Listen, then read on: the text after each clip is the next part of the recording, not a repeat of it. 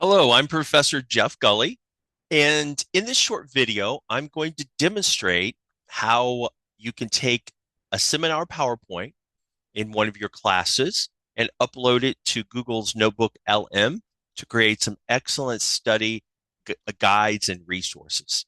So, I actually did this in my legal research and writing class this term.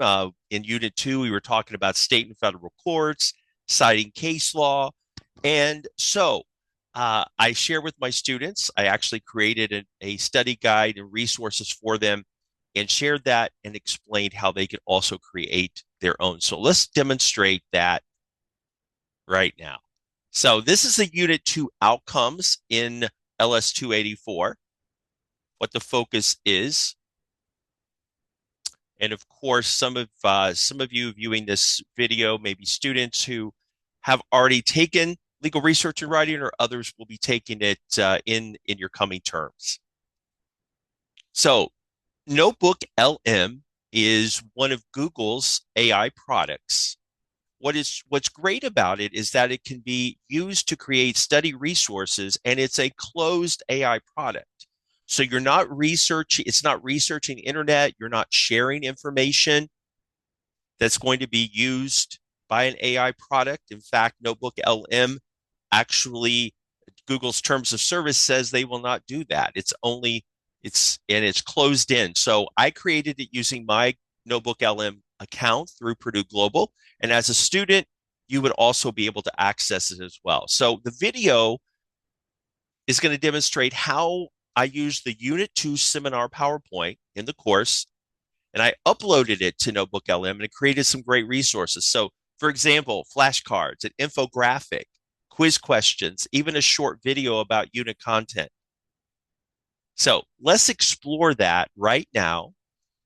So when you log into Notebook LM, this is just a screenshot, and I'm going to take you through my tour here in just a moment, a little in the video. But when you log into Notebook LM, and you can do that, Notebook, you could just Google Notebook LM.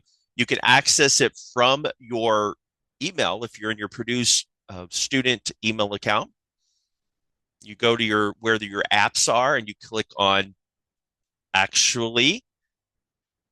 You see that there. You'll see that logo in your apps, or you could just go to notebooklm.com. I'll show you that in a minute as we go through the video. And then you can create your any any types of notebooks you want for study purposes. And there's the one I created just a few weeks ago prior to creating this video. And we're going to look at that in just a moment. So I'm going to share my screen and show you how I created those resources so you can easily replicate it yourself. Okay, so let me stop this share, take my video off a little bit, and then I'll share.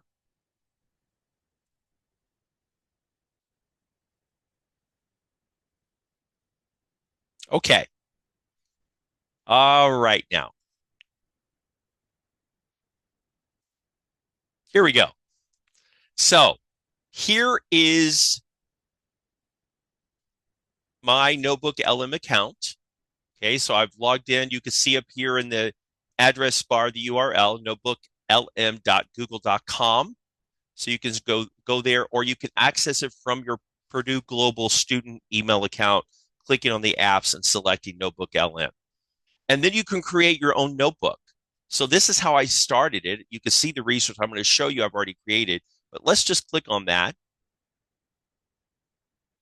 So actually, it has different, you can get a video overview and audio. You can search the web for resources if you want. What I like to do, because I like to just I want to control the sources. So I selected upload files, and I simply uploaded a seminar PowerPoint that I prepared for the class for Unit 2, for our Unit 2 seminar. All right. I'm going to close that out. I'm going to go back to where I was so I can show you the resources created for this unit. All right, so I'm clicking on it. So it keeps it. You can see that I uploaded it. I I don't think it will convert a PowerPoint. So I did convert the PowerPoint to a PDF, and that was the format I used to upload it. And it gives a little base, a little bit of information about my notebook and the source that was used. And over on the right side, you can select what you want to create: a mind map, reports, flashcards, quiz, a slide deck, an infographic, a video overview. So I actually selected 4 different resources. So let's click on, this is the infographic that it created within just a few minutes. And I then reviewed it for accuracy. So I think that's pretty excellent content. And this is content discussed in Unit 2 in Legal Research and Writing and in the Unit 2 seminar PowerPoint. In addition, our focus in that unit and seminar was discuss how to cite various resources, primary sources of law. And because that was the focus of the Unit 2 assignment in that course. And it discusses those there. It has the relevant Bluebook rules, Rule 11 for constitutions, 12 for statutes, 14 for administrative law, and 10 for case law.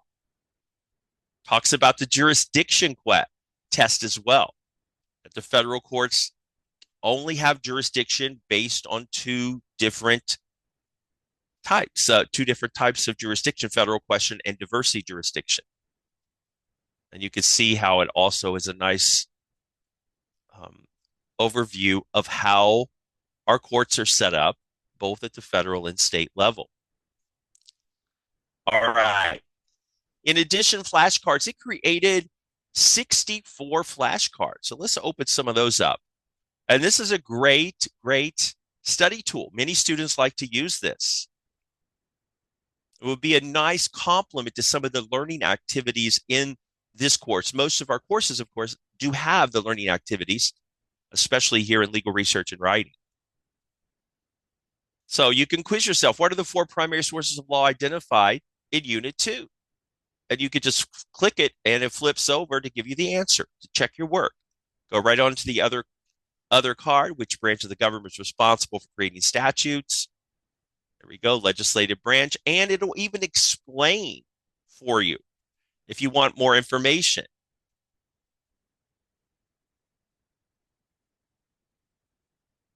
So you see what it's doing and providing you more information. You even see citations as well.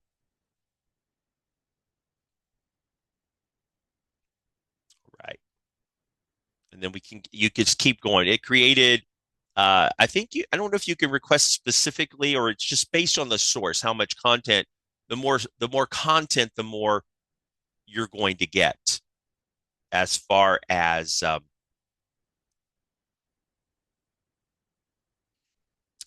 all right. Oops. All right. So let me go back here. There's a quiz. It created 10 quiz questions. Which primary source of law is created by the executive branch of government? How about administrative law? Yes, and you can go right on. Under 28 U.S.C.A. Section 1332, what is the minimum amount of controversy required for a federal court to have diversity jurisdiction? You probably know it's 75,000, and that amount is set by Congress. All right. That's another wonderful resource. And then there's a short video as well.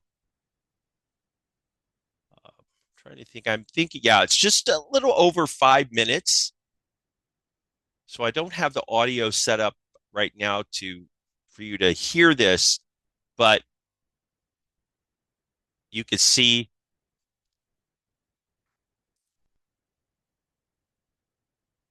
See if I could share this computer sound. The best way to do that?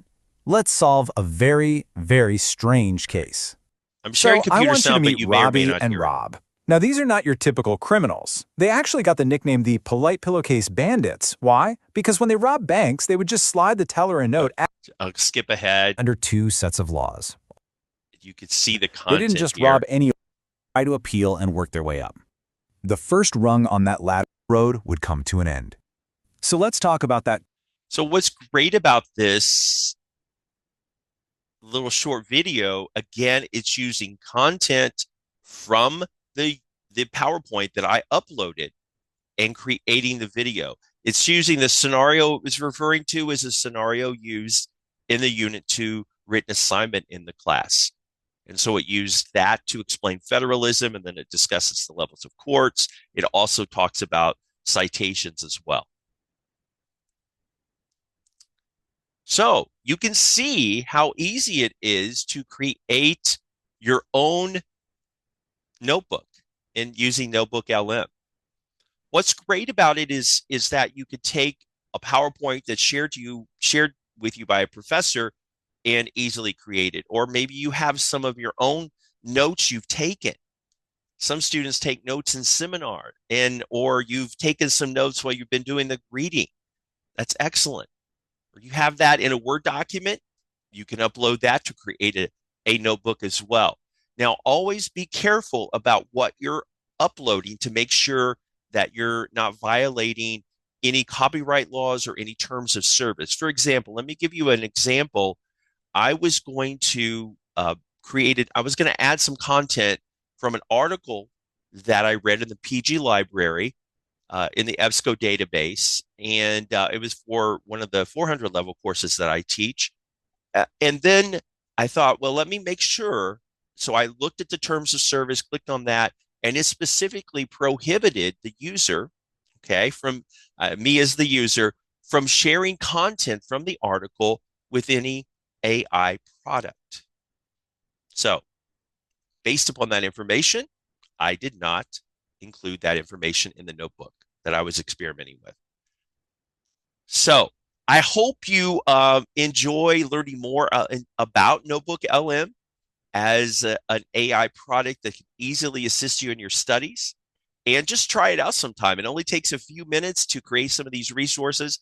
And remember, you control the content, you control it, the information you put in the notebook, and the resources then you can select as well.